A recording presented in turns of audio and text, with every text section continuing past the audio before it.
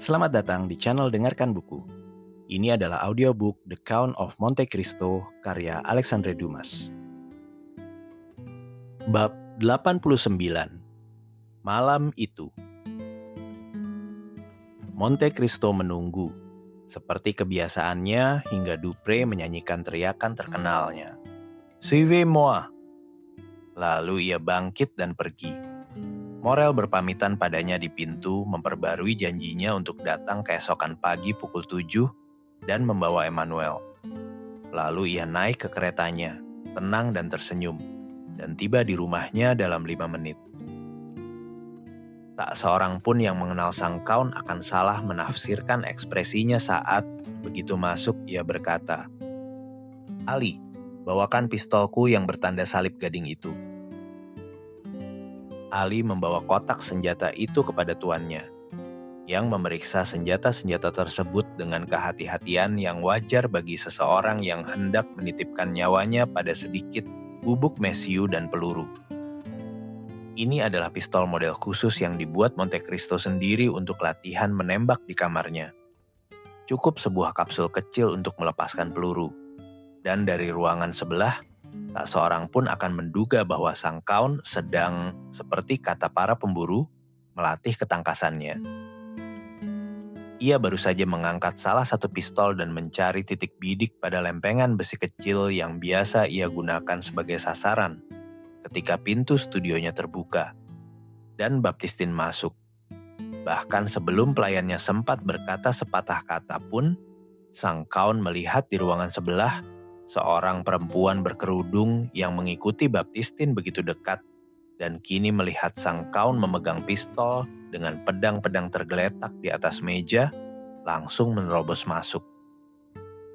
Baptistin menatap tuannya yang memberi isyarat diam, dan dia pun pergi, menutup pintu di belakangnya. "Siapa gerangan tuan, Nyonya?" tanya sang kaun pada perempuan berkerudung itu. Sang asing memandang sekeliling, memastikan mereka benar-benar sendirian, lalu membungkuk seolah hendak berlutut dan mengatupkan kedua tangannya. Ia berkata dengan nada putus asa, "Edmond, jangan kau bunuh putraku." Sang kaun mundur selangkah, mengeluarkan seruan pelan lalu menjatuhkan pistol yang dipegangnya. "Nama apa yang kau ucapkan tadi, Madame de Morcerf?" tanyanya. "Namamu sendiri," serunya sambil melemparkan kerudungnya. "Namamu, yang mungkin hanya aku yang tak pernah lupa, Edmond. Bukan Madame de Morcerf yang datang padamu, tapi Mercedes." "Mercedes telah mati, Nyonya," kata Monte Cristo. "Kini aku tak mengenal siapapun dengan nama itu." "Mercedes masih hidup, Tuan, dan ia ingat, hanya dialah yang mengenalmu begitu melihatmu, bahkan sebelum melihatmu.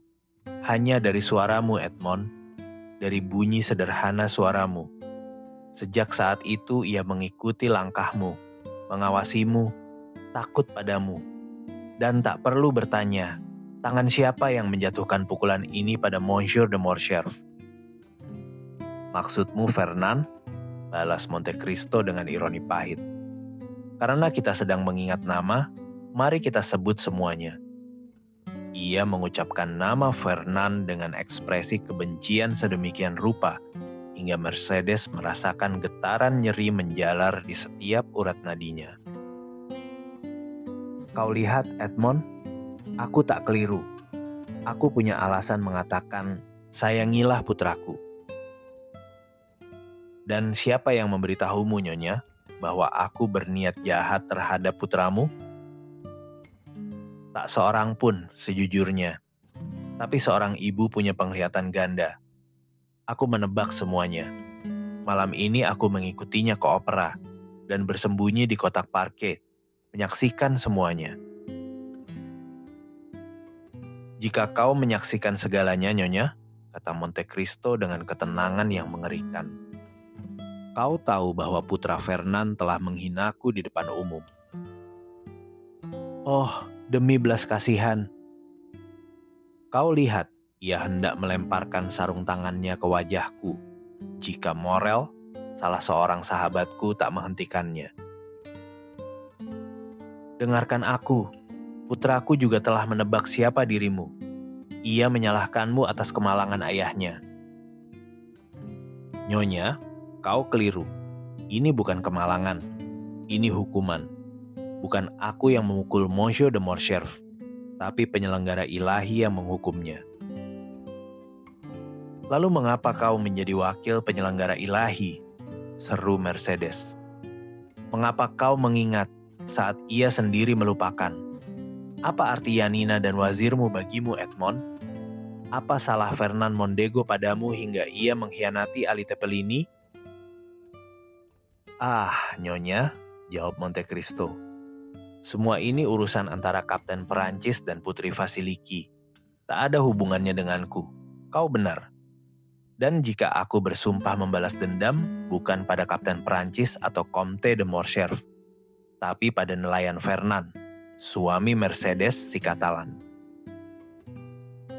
Ah, Tuan, seru sang Komtes. Alangkah mengerikannya balas dendam ini atas kesalahan yang, karena takdir, terpaksa kulakukan. Akulah satu-satunya yang bersalah, Edmond. Jika kau berhak membalas dendam pada siapapun, maka padakulah yang tak punya keberanian menanggung ketiadaanmu dan kesepianku.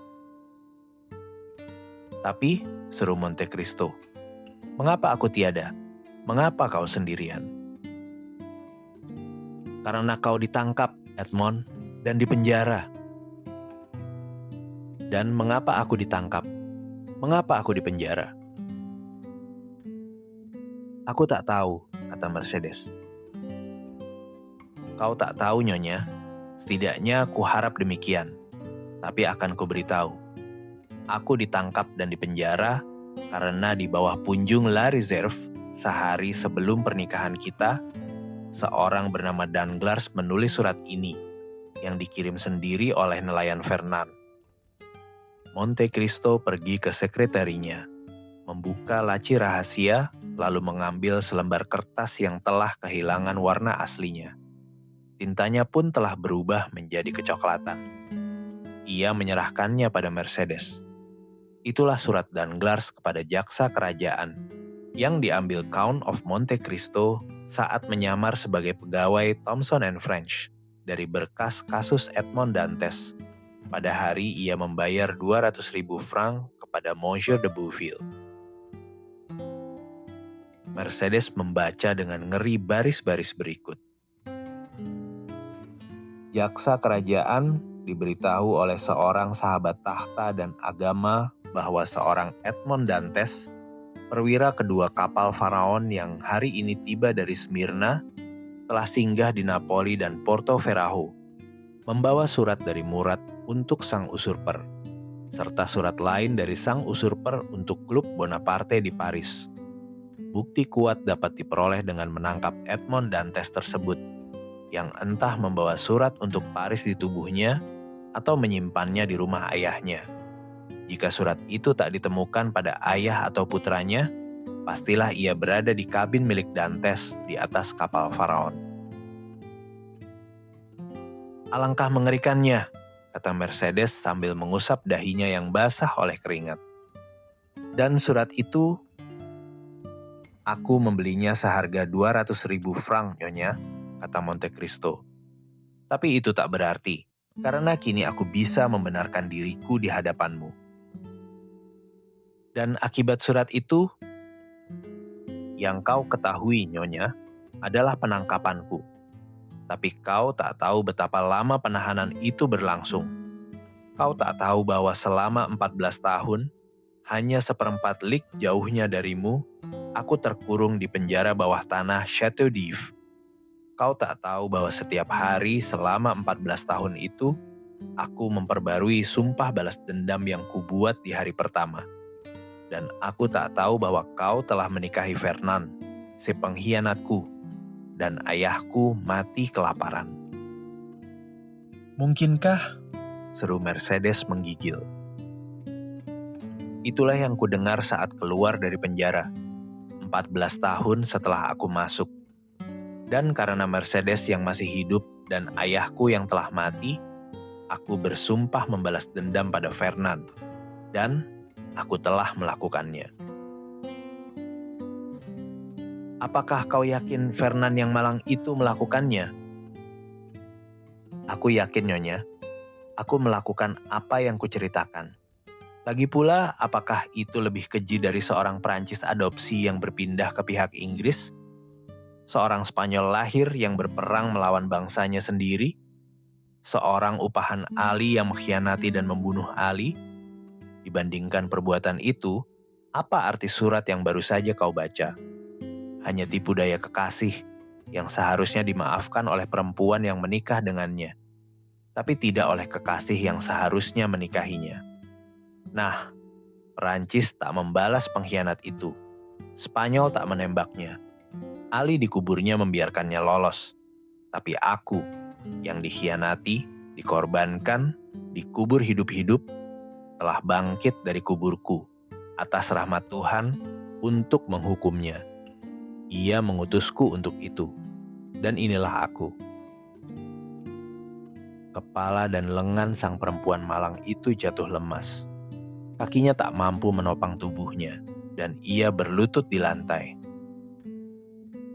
Maafkanlah, Edmond. Maafkan demi diriku yang masih mencintaimu. Martabat seorang istri menahan gejolak kekasih dan ibu. Dahinya nyaris menyentuh permadani saat sang kaun melangkah maju dan mengangkatnya. Lalu, duduk di kursi, ia memandang wajah gagah Monte Cristo yang masih dipenuhi ekspresi mengancam oleh duka dan kebencian. Tidak menghancurkan keturunan terkutuk itu, gumamnya. Menghentikan niatku tepat saat akan terwujud? Mustahil, Nyonya. Mustahil. Edmond, kata sang ibu malang, mencoba segala cara. Saat aku memanggilmu Edmond, mengapa kau tak memanggilku Mercedes? Mercedes, ulang Monte Cristo. Mercedes. Ya, kau benar. Nama itu masih memikat dan inilah pertama kalinya dalam waktu lama aku mengucapkannya dengan jelas. Oh, Mercedes. Aku mengucapkan namamu dengan desahan kesedihan, dengan rintihan duka, dengan usaha terakhir putus asa. Aku mengucapkannya saat membeku kedinginan, meringkuk di atas jerami penjaraku. Aku mengucapkannya saat terbakar panas, berguling di lantai batu penjaraku. Mercedes, aku harus membalas dendam. Aku menderita 14 tahun. 14 tahun aku menangis, mengutuk. Kini ku beritahu padamu, Mercedes, aku harus membalas dendam. Sang Count takut menyerah pada permohonan perempuan yang dulu sangat dicintainya, memanggil penderitaannya untuk memperkuat kebenciannya. Balaslah dendammu, Edmond, seru sang ibu malang. Tapi biarlah balas dendammu jatuh pada yang bersalah. Padanya, padaku, tapi jangan pada putraku. Tertulis dalam kitab suci, kata Monte Cristo, bahwa dosa ayah akan menimpa anak cucu hingga keturunan ketiga dan keempat. Jika Tuhan sendiri mengilhamkan kata-kata itu pada nabinya, mengapa aku harus berusaha lebih baik daripada Tuhan? Edmond, lanjut Mercedes sambil mengulurkan tangannya. Sejak pertama mengenalmu, aku memuja namamu, menghormati ketenanganmu. Edmond, sahabatku, jangan paksa aku menodai citra mulia dan murni yang terus-menerus terpantul di cermin hatiku.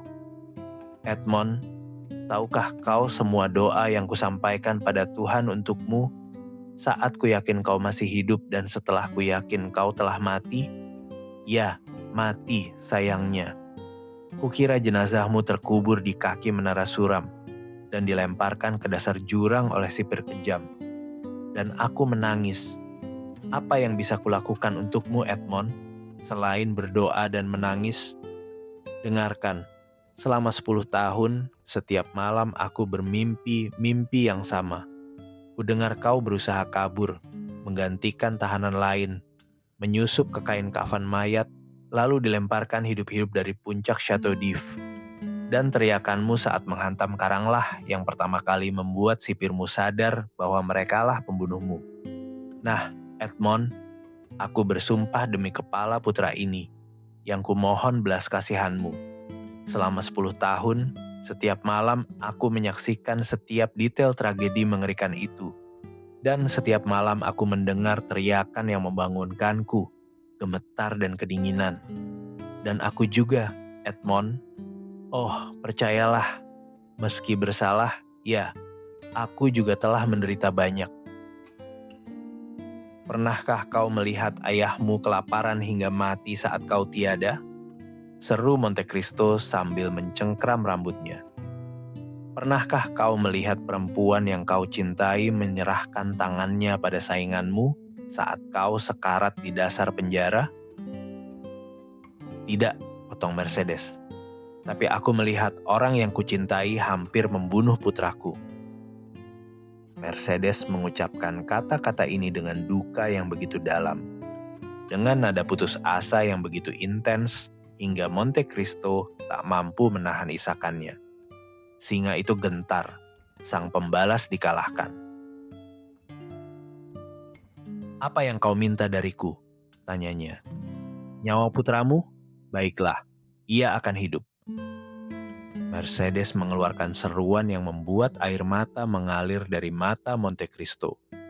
Namun air mata itu lenyap hampir seketika, sebab tak diragukan lagi, Tuhan telah mengutus malaikat untuk mengumpulkannya. Jauh lebih berharga di matanya daripada mutiara termahal dari Guzerat dan Ofir. Oh, katanya sambil menggenggam tangan sang Count dan mengangkatnya ke bibirnya. Terima kasih Edmond, kini kau persis seperti yang kumimpikan, pria yang selalu kucintai. Kini aku boleh mengatakannya. Lebih baik begitu, jawab Monte Cristo. Karena Edmond yang malang itu tak akan lama lagi dicintai olehmu.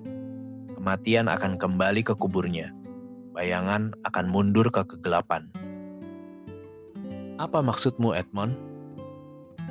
Aku berkata, karena kau memerintahkanku, Mercedes, aku harus mati. Mati? Mengapa? Siapa yang bicara soal mati? Dari mana kau mendapat gagasan kematian ini? Apakah kau mengira setelah dihina di depan seluruh teater, di hadapan sahabat-sahabatmu dan sahabat putramu, ditantang oleh seorang pemuda yang akan membanggakan pengampunanku seolah itu kemenangan? Apakah kau mengira aku masih ingin hidup barang sesaat? Setelah dirimu, Mercedes, yang paling kucintai adalah diriku sendiri. Kehormatanku, kekuatanku yang membuatku unggul di atas manusia lain. Kekuatan itulah nyawaku. Dengan satu kata, kau telah menghancurkannya. Dan aku mati. Tapi duel itu tak akan terjadi, Edmond, karena kau memaafkan. Duel itu akan terjadi, kata Monte Cristo dengan suara khidmat. Tapi bukan darah putramu yang akan menodai tanah, melainkan darahku sendiri. Mercedes menjerit, lalu melompat ke arah Monte Cristo, namun tiba-tiba berhenti. Edmond, katanya, ada Tuhan di atas kita. Karena kau masih hidup dan aku telah melihatmu lagi, aku percaya padanya dari lubuk hatiku. Sambil menunggu pertolongannya, aku percaya pada janjimu. Kau katakan putraku akan hidup, bukan? Ya, Nyonya, ia akan hidup, kata Monte Cristo. Terkejut bahwa Mercedes menerima pengorbanan heroiknya tanpa emosi berlebihan. Mercedes mengulurkan tangannya pada sang Count. Edmond, katanya, matanya basah oleh air mata saat memandang orang yang berbicara dengannya. Alangkah mulianya dirimu, alangkah agung perbuatan yang baru saja kau lakukan. Alangkah luhurnya kau mengasihani perempuan malang yang memohon padamu tanpa harapan. Sayangnya aku telah menua oleh duka, bukan oleh usia, dan tak mampu lagi mengingatkan Edmondku dengan senyum atau pandangan pada Mercedes yang dulu begitu lama ia pandangi. Percayalah Edmond, seperti kukatakan, aku juga telah menderita banyak. Aku ulangi, alangkah sedihnya hidup tanpa satupun kegembiraan untuk dikenang, tanpa satupun harapan tersisa. Tapi itu membuktikan bahwa semuanya belum berakhir. Tidak, belum selesai. Aku merasakannya dari yang tersisa di hatiku. Oh, kau akan kuberitahu lagi, Edmond. Apa yang baru saja kau lakukan itu indah, agung, luhur. Kau berkata demikian sekarang, Mercedes? Lalu apa yang akan kau katakan jika kau tahu seberapa besar pengorbanan yang kubuat untukmu? Bayangkan Sang Maha Kuasa telah menciptakan dunia dan membuahi kekacauan, berhenti dari karyanya hanya untuk menyelamatkan seorang malaikat dari air mata yang suatu hari akan mengalir dari matanya yang abadi atas dosa manusia. Bayangkan, saat segalanya siap dan saat tiba bagi Tuhan memandang karyanya dan menyatakannya baik, ia justru memadamkan matahari dan melemparkan dunia kembali ke kegelapan abadi. Bahkan pada saat itu pun, Mercedes, kau tak akan mampu membayangkan apa yang kehilangan dengan mengorbankan nyawaku saat ini. Mercedes memandang sang kaun dengan tatapan yang menyatukan keheranan, kekaguman, dan rasa terima kasih. Monte Cristo menekan dahinya pada tangannya yang membara, seolah otaknya tak mampu lagi menanggung beban pikirannya sendiri. Edmond, kata Mercedes, aku punya satu kata lagi untukmu. Sang kaun tersenyum pahit.